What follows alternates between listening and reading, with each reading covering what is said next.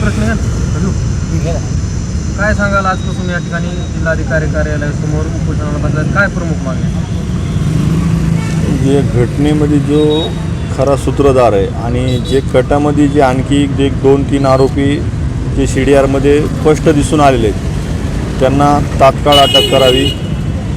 आणि जी मंदिरावर बैठक झाली, मंदिरावर बैठकीमध्ये कोण कोण होतं, त्यांनी कोण कोण उद्देशून केलं की बांगड्या भरा, आणि घटनेच्या आजूबाजूलाच त्या ठिकाणी जो सूत्रधार होता त्या कटामध्ये जो आरोपी होता सक्रिय, तो पण त्या आजूबाजूलाच होता.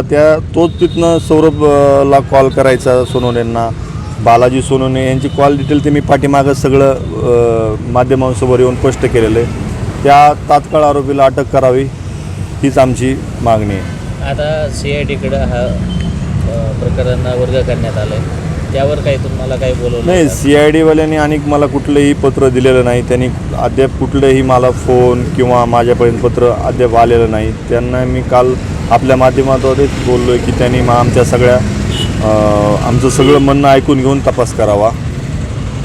याच्या आधी SIT चौकशी झालेली होती, SITमध्ये काही निष्पन्न झालं नाही. SITमध्ये तर त्याने दाखवलं ना CDR, त्या CDRमध्ये सगळं दिसून आलं आहे ना. मी SP साहेबांना बी ते सगळं पत्र दिलं होतं की अशा अशा पद्धतीने हे कॉल आहेत, त्यांनी अटक करा, आमची चौकशी चालू आहे. त्यांना आता किती दिवस होऊन गेलं? 40 दिवस होऊन गेलं माझ्या भावाच्या मृत्यूला. अनेक आरोपींना अटक नाही. त्यांनी आतापर्यंत सगळे जे काय असतील पुरावे नष्ट करून टाकले असतील. मध्यंतरी तुम्ही पोलीस अधीक्षकांची भेट घेतली होती, काय त्यांनी उत्तर दिलं त्यावर? चालू आहे चौकशी, करतो, याच्या पलीकडे दुसरं काय? त्यांना असं बोलवायचं एक आणि नुसतं हे करायचं, त्या आरोपीला समोर घेऊन त्यांना रिमांडमधून घेऊन डायरेक्ट हे करायला पाहिजे होतं ना. त्यांनी काहीच केलं नाही असं आतापर्यंत. आता अटक केल्याशिवाय मी उपोषण सोडणार नाही. फक्त राजकीय दबाव आहे का त्यांच्यावर? काही दबाव असल्याशिवाय हे सगळं होतं का? 40 दिवस उलटून गेलं ना.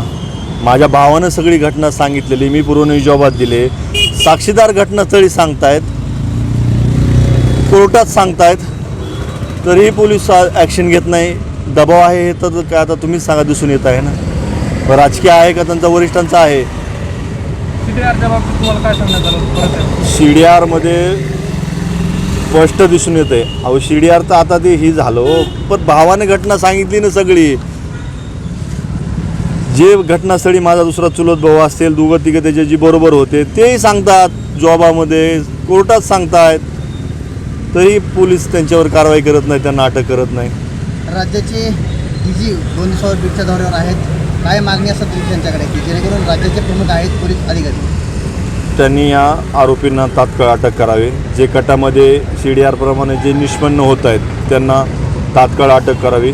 आणि जो खरा मास्टर माइंड आहे या सगळ्या कटाचा सूत्रधार, त्याला अटक करावी.